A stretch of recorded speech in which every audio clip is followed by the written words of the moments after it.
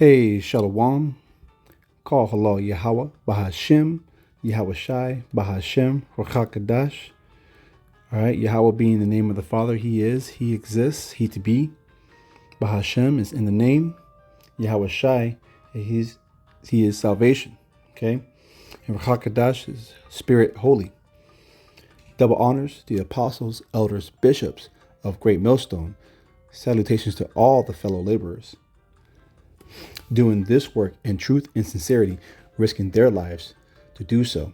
To the scattered elect across the four corners of the earth among the heathen nations, and those that look like the heathen nations, known as the speckled birds, pursuant to Jeremiah 12:9.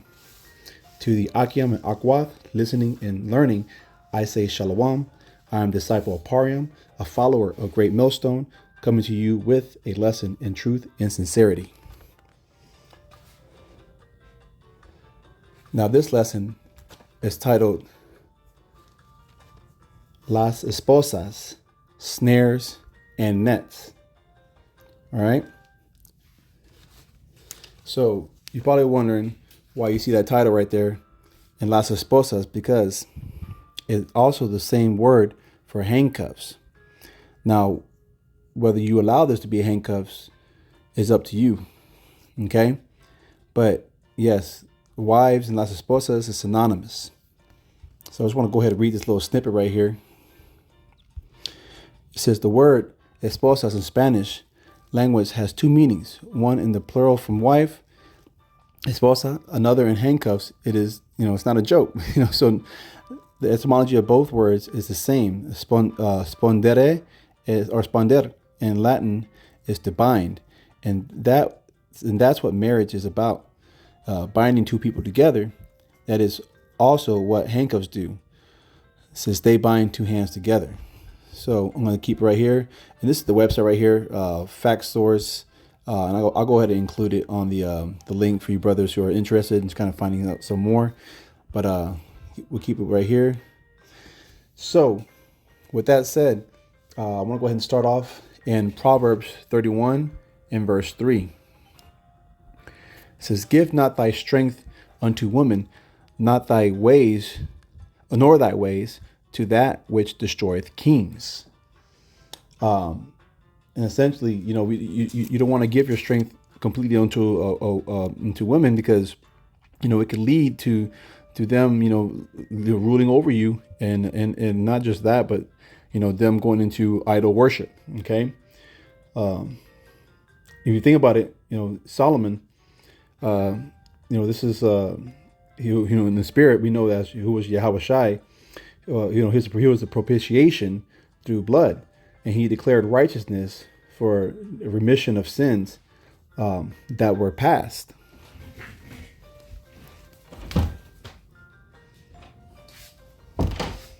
Now, we'll go to Proverbs 5, verses 9 through 10. All right. Lest thou give thine honor unto others, and thy years unto the cruel. Lest strangers be filled with thy wealth, and thy labors be in the house of a stranger. Okay. And when you get that word honor,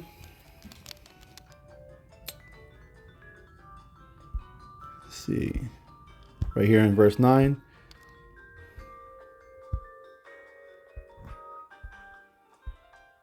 It's Strong's H 1935. Let's see. And it's Hawad. Hawad. All right. And your splendor, your majesty, your vigor. You don't want to give that away. Okay. Because that's, as men, that's who Yahweh, Yahweh Bashem Yahweh Shai wants us to build up to. Okay. And really, we're within his splendor, because, there's a biblical, there's a righteous a line, as far as how it goes, a righteous order. And we'll get that later on. So now we'll go to Ezekiel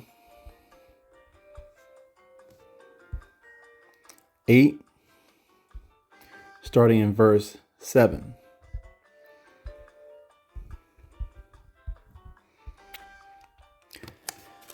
And then this is the Lord, he brought Ezekiel onto the door of the court to see, what was going on, what Israel was doing, and that was really, provoking the Most High to anger.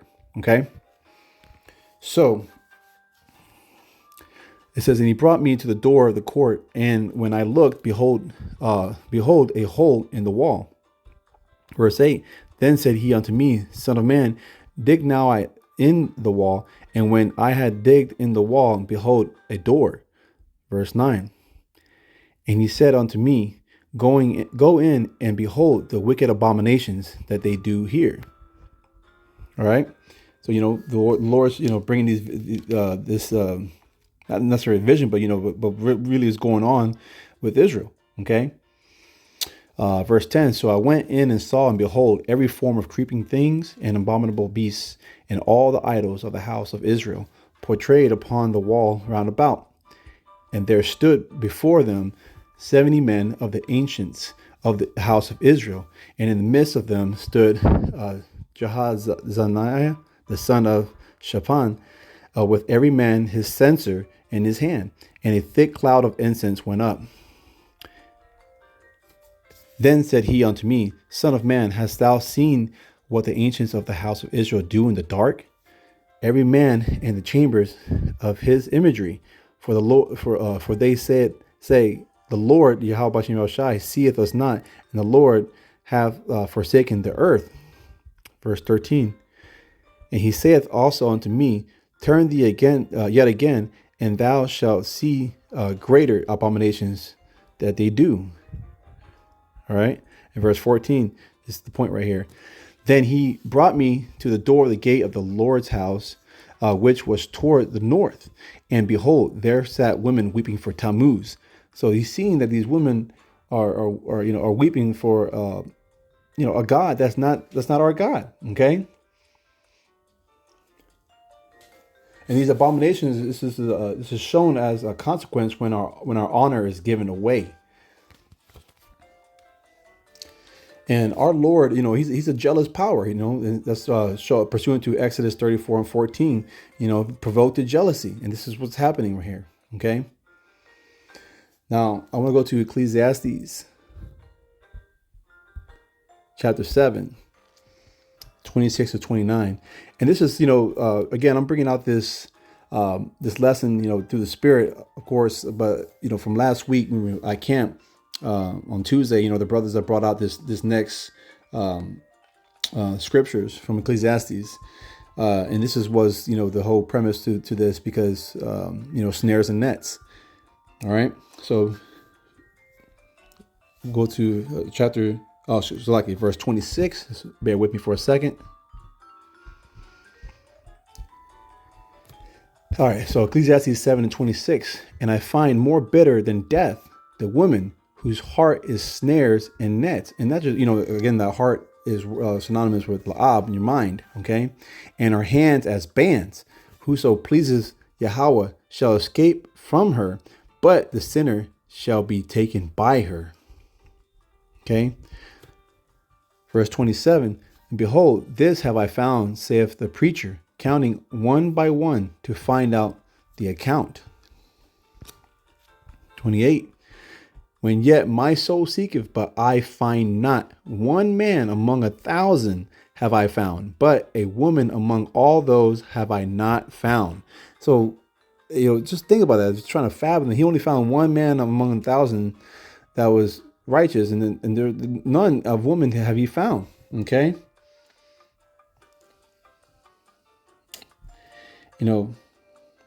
We know that the heart and the mind, can be turned away from the Lord, and just as Solomon's was in 1 Kings 11 and 3.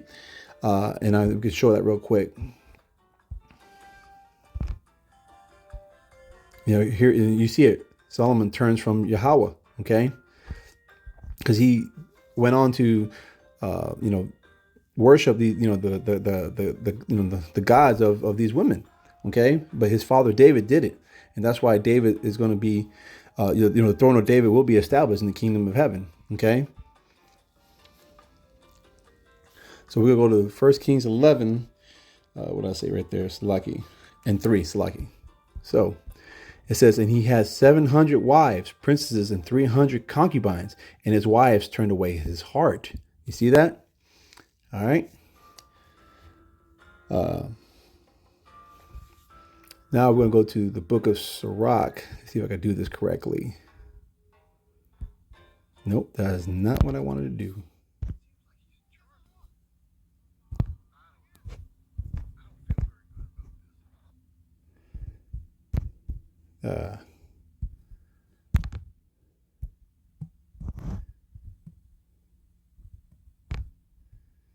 Just bear with me for a second.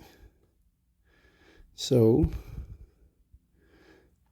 I wanted to get Ecclesiasticus 9 and 8.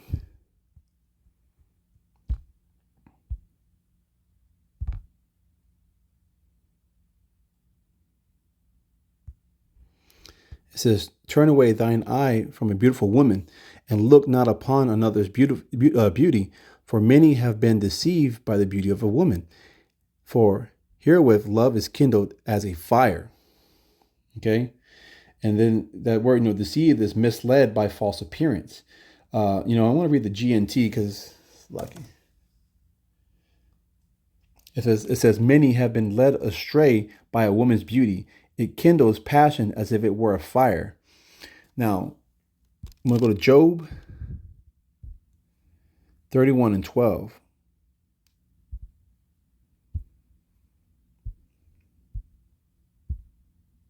It says, for it is a fire that consumeth to destruction and would root out all mine increase. Okay?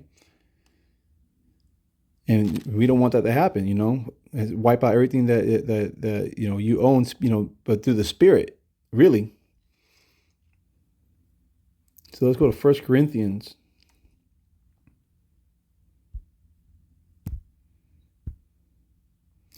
Verse 7, 25 to 35.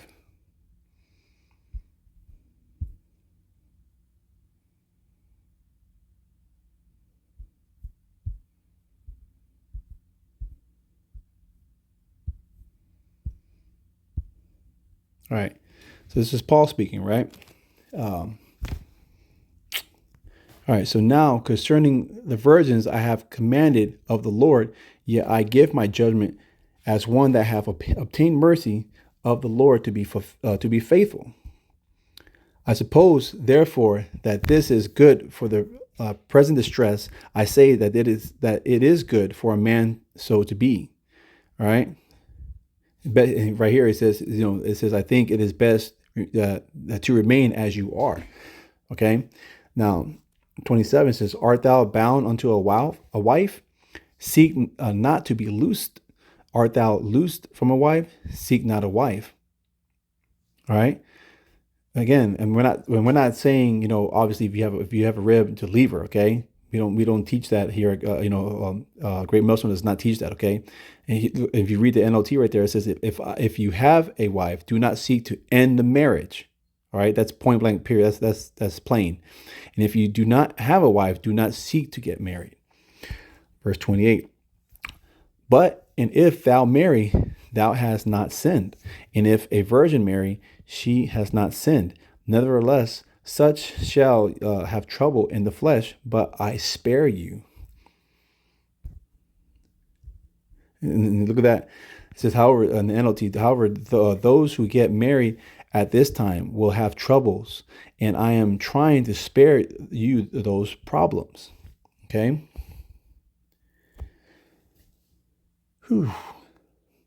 Verse 29, but I say, brethren, the time is short. It remaineth that both they that have wives be as they as though they had none. And it's so true. Especially those who came into this truth already with a rib. Who are already married. It's much harder. We have to. There is a balance essentially, because you do have to find some time to spend with the family. But at the same time, you got to find time to give to Yahweh Shem Yahweh Shai. And actually, you got to find a little bit more time to that rather than with the family. But not saying that, we're not saying to put them away or put them on the back burner, but, it's a sacrifice, and there's a lot of patience, and, patience is suffering. All right. Verse 30.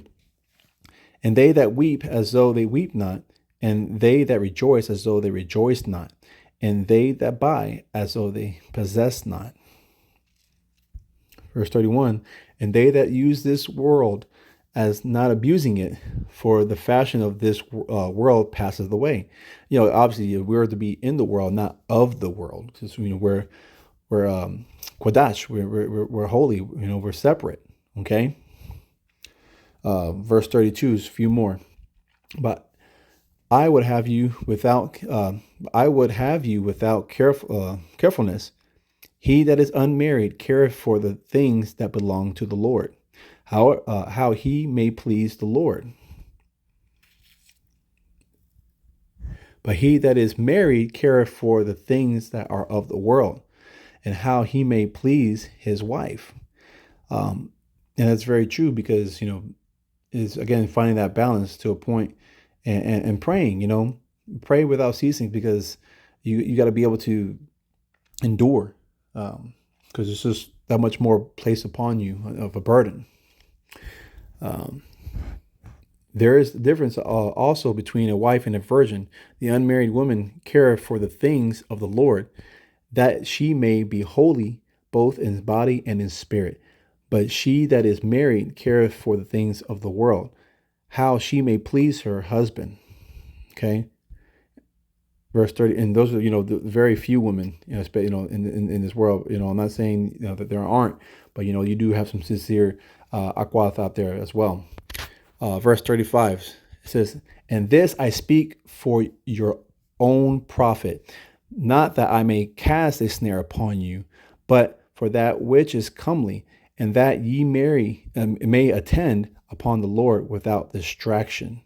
Okay, and I read that in NLT. So I'm saying that this for your benefit, not to place restrictions on you. I want you to do whatever will help you serve the Lord best, with as few distractions as possible.